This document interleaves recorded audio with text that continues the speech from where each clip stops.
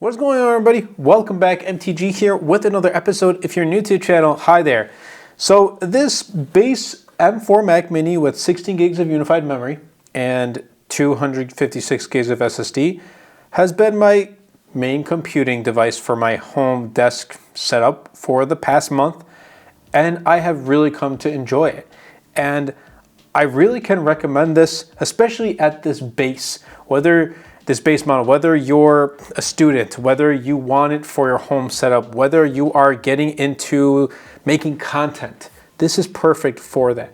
And the reason why I can say content as well is, for example, my content is like 2 to 3 streams with 1080p footage with a couple of transitions, effects, and things like that. So it's not like where I require a lot more processing power and things like that. So this for me has kind of been able to tackle everything that I've thrown at it with ease, without any issues whatsoever.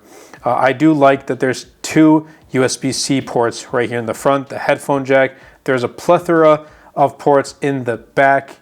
The build is quite honest. It's honestly the greatest build. I absolutely love it. Just feels super premium to hold in the hand, but it's also super portable to hold in the hand. It has a fan for those who were maybe wondering. It does have a fan, but I just like its portability. I really do. Yeah, you can't really say anything else about the build. It fits in really nice and tucks into kind of my desk setup right here, which I did make a separate video about if you want to check it out. But yeah, I think you won't have any issues with the build. The only design might be is right here, the power button on the bottom. But honestly, like, I don't really turn off my Mac Mini. I put it in standby and sleep mode, but like, I don't really turn it off, so it's not really an issue. And like the one time that I used it, I just pulled it out of where it was sitting and just turned it off and on, and I had no problems. Like, it's not an issue having, for me at least, it's not an issue having the power button on the bottom. So when we get to the performance, honestly, like, it's been great. It really has, even for the base model. Now, if you're looking for benchmarks, numbers, and all that stuff, you're not gonna find it here. I just don't really care too much about those stuff. So yeah, but daily use of this has been great. Every single task I've thrown at it, it has tackled with ease without any problems whatsoever.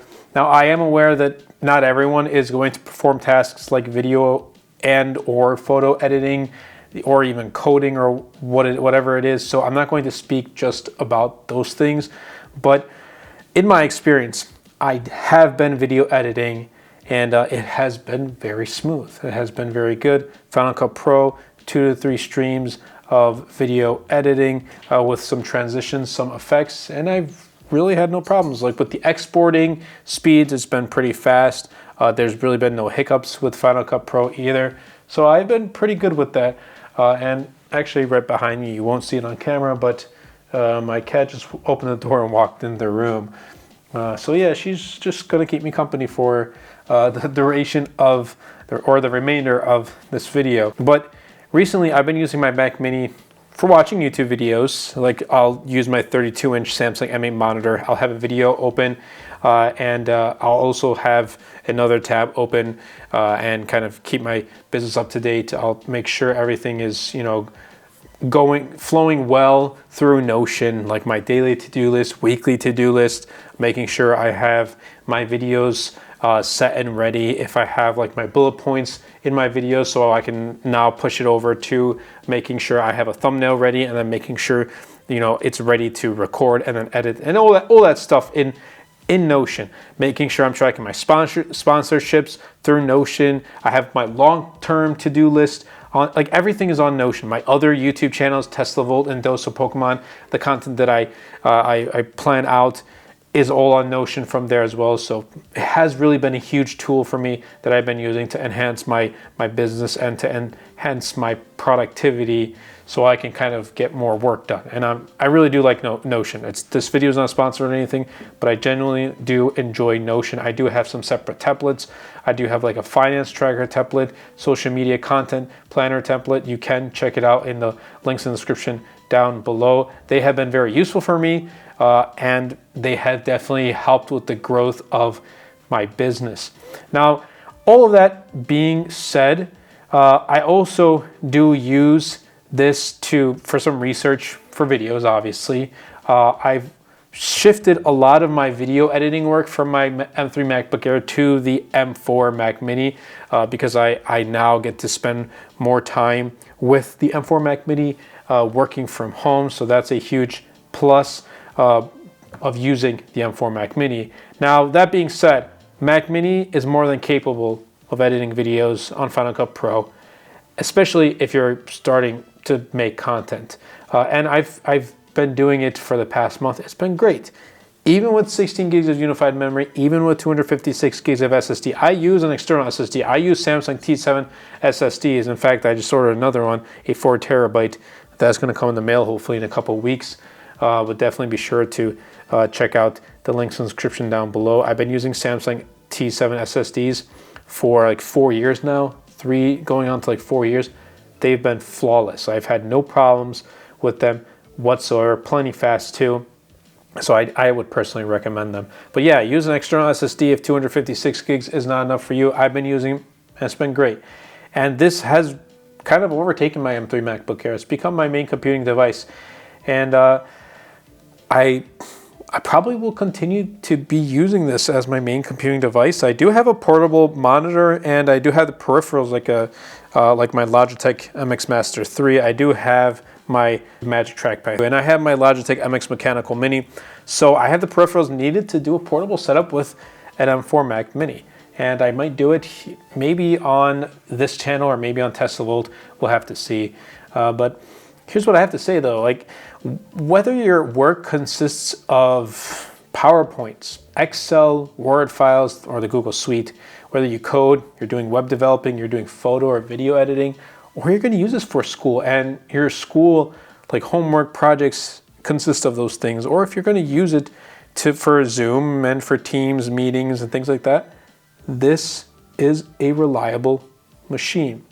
Now, I still want to talk about who exactly is this for. I think it's for families who are looking for a home setup, or for an individual who's looking for a home setup that's not really trying to push for a hardcore desktop and is trying to break the bank either, or for students who are fully online. Now, not all students are going to school in person.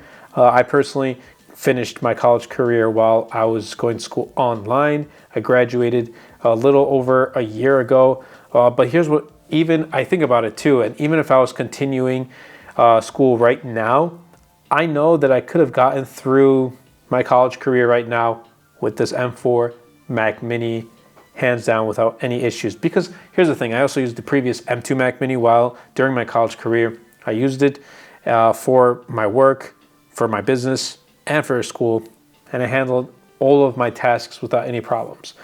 And I also want to put this out there too. I think Mac Mini is more of like a at-home type of thing. Yes, you can use it portable setup, and you can take it with you wherever you go if you have the peripherals, obviously.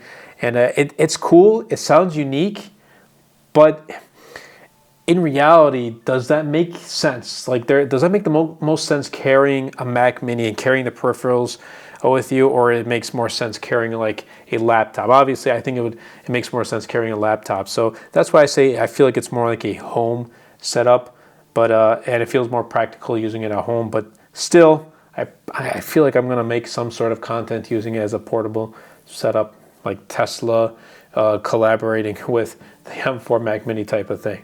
But another person or group of people that I think it's for is for those who want to get into the Apple ecosystem.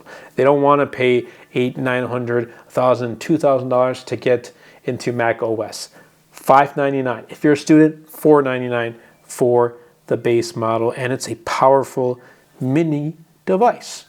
Now, while Mac Mini is cheap at $599, I still think M3 MacBook Air does offer better portability, because here's the thing, you're going to get a Mac Mini, you're going to get a mouse, you're going to get a portable monitor, you're going to get a portable or like a mini keyboard, whatever it is, and it's going to come out to a pretty decent, same amount or a close enough type of price. So it comes down to practicality, which one is more practical for you. So if you're at home, this probably going to be much better for you, but if you're out on the go always, I think MacBook Air or just a laptop in general is going to be a better solution for you. But I gotta say, overall, it's been an awesome month using this. I'm super happy Apple updated it because they made the size and the footprint much smaller, and it's just, it kind of fits in better with my desk setup, honestly. It doesn't stick out like a sore thumb or anything like that, but I can easily recommend it for anyone who is looking for a Mac Mini, especially anyone who has questions about the base. Should I get the base? Is it going to tackle everyday tasks? Like I've been doing everything that I do on a daily with this. And I've tried video editing, I've tried photo editing, I use Canva, I use Safari, which as my web browser on the Mac Mini, which isn't the greatest web browser, but that's for a different story. It still tackles everything at ease. I use it to watch YouTube videos, I use it for Notion, again, like Final Cut Pro and all these things, Adobe Photoshop, and it pretty much tackles it without any problems whatsoever. So that's what I have to say about this 1 month later.